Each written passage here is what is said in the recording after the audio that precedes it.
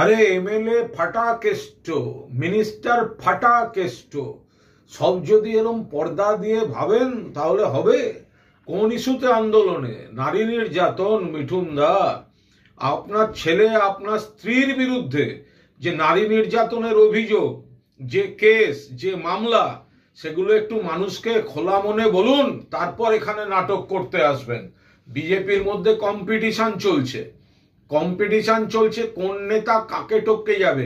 ওই তো ধর্ণা চললো মঞ্চে, আর মঞ্চের সামনে মিলিয়ে রোজ ওই 30-40টা করে লোক ছিল।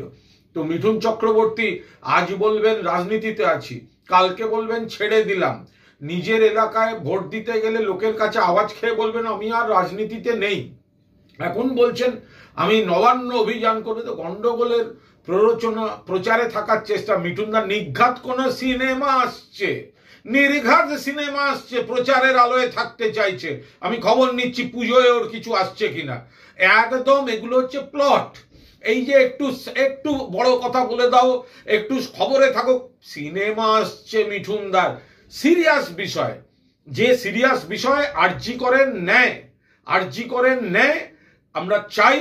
এবং বিজেপি শাসিত রাজ্যগুলোয় যে একের পর এক ঘটনা ঘটছে, সেই বিজেপির মঞ্চ থেকে এর ন্যায় বিচার হতে পারে না। এমএলএ ফাটাকেষ্ট নাটক করছে।